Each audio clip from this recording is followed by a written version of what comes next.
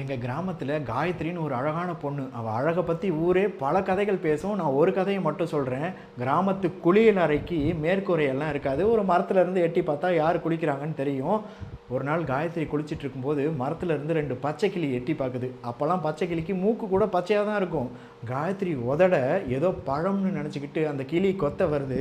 காயத்ரி உதடு பட்டதும் அந்த கிளியோட மூக்கு சிவப்பாக மாறிடுச்சு. காயத்ரியோட மேனி இருக்குல்ல, அது பாலும் தேனும் பக்குவமாக கலந்து வச்ச மாதிரி இருக்கும். அவள் கண் இருக்கே, வெயிலும் மழையும் சேர்ந்த மாதிரி. உத்து பார்த்தா பூவா வண்டானே தெரியாது. கடவுள் இருக்காண்டான்னு நம்ம நம்பிடலாம். ஏன்னா இப்படி ஓவியம் மாதிரி ஒரு அழகை படைக்க கடவுளால் தான் முடியும். அப்படிங்கிறதுனால அவள் அழகை பார்த்து ஒருத்தவனுக்கு பைத்தியமே பிடிச்சி சட்டையெல்லாம் கிழிச்சிட்டு ரோட்டில் சுற்ற ஆரம்பிச்சிட்டான். அழகு எவ்வளோ ஆபத்தானதுங்கிறது கூட காயத்ரியை பார்த்தா தான் நமக்கு தெரியும். காயத்ரி கண்ணாடி முன்னாடி போய் இப்படி நின்றுப்பா. அவளுக்கு ஒரு கர்வம் இருக்கும். இன்றைக்கி மட்டும் 121 ஆம்பளைங்க நம்ம அழகை பார்த்து மயங்கிட்டாங்க அப்படின்னு சொல்லிட்டு அவள் அழகை பார்த்த கண்ணாடியோட பாதரசம் கூட அப்படியே உருகி வழியும். அந்த ஊரை பொறுத்த வரைக்கும் பசங்க ஃபெயில் ஆனால் 2 காரணம் தான். ஒன்று கணக்கோ ஆங்கிலமோ மறந்து போயிருக்கும், இல்லைன்னா காயத்ரியை அவங்க பார்த்துருப்பாங்க.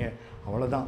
காயத்ரி ஒரு நாள் கல்லூரி படிப்புக்காக மேற்படிப்புக்கு சென்னை போகிறா. அங்கே போனால் ஒரு சோடா புட்டி போட்ட பையன் கூட அவளை திரும்பியே பார்க்கல. அப்போ தான் அவளுக்கு புரியுது, அந்த ஊரில் நுனி நாட்டில் இங்கிலீஷ் பேசிக்கிட்டு மினி ஸ்கர்ட்டு ஜீன்ஸு சுடிதார்னு போட்டுட்டு பொண்ணுங்க ரொம்பவே நல்லா இருக்காங்கன்னு. முறையாக நம்ம அழகாக இல்லையோ அப்படின்னு ஒரு தாழ்வு மனப்பான்மையாக அவள் உணர்றா. அவளுக்கு இது புதுசாக இருக்குது. ஆனால் சென்னைக்கு இது 1,13,040வது காயத்ரி. பல பெண்கள் தான் அழகாக இருக்கும்னு நினச்சிட்டு வாழ்கிறாங்க. ஆனால் கண்டிப்பாக அவங்கெல்லாம் ஒரு நாள் வருத்தப்படுவாங்க அப்படிங்கிற ஒரு கதையை முத்துக்குமார் சொல்லியிருப்பார். 16 வயதினிலேன்னு ஒரு படம் பாரதி ராஜா சாரோடது. அதில் குயில்னு ஒரு கதாநாயகி நம்ம ரொம்ப அழகுன்னு நினச்சிட்ருப்பா. அவளை தேடி வந்த ஒரு பையன் உடம்புக்காக வந்திருப்பான். அப்போ தான் அவளுக்கு எல்லாமே புரியும். அழகே இல்லாத சப்பானியை அவள் காதலிப்பா. அந்த காதல் தான் அழகாக இருக்கும். காதல் ஓவியம்னு ஒரு படம். பொன்னின்னு ஒரு கதாபாத்திரம். பட்டுப்படவையை கட்டிக்கம்மா அப்படின்னு சொல்லுவாங்க.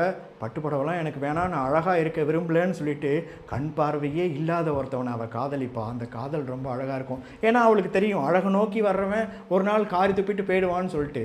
முதல் மரியாதைன்னு ஒரு படம், அதுவும் பாரதி ராஜா சார் படம் தான். ஒரு பொண்ணு அழகாக இருக்கலாம், ஆனால் அது அவசியம் கிடையாது. ஒரு பொண்ணுக்கு என்ன அவசியம்? கல்யாணமே பண்ணிக்காமல் கூட கடைசி வரைக்கும் ஒருத்தி வாழ முடியும்.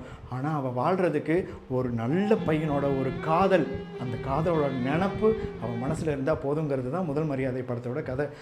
காதல் ஓவியம் படத்தோட கதாநாயகன் என்கிட்ட பேசியிருந்தாரு. ஜூலை மாதம் பாரதி ராஜா சாரை பார்த்து அவர் காலை தொட்டு கும்பிடணும்னு சொன்னார். Still go to meet Bharathi Raja sir, போய் காலில் விழணும். நான் அவர் படத்தில் நடிக்க எனக்கு வாய்ப்பு கிடைக்கல. அட்லீஸ்ட் அவர் காலையாவது தொட்டு கும்பிடலான்னு நான் நினச்சேன். ஆனால் எனக்கும் அந்த வாய்ப்பு கிடைக்கல.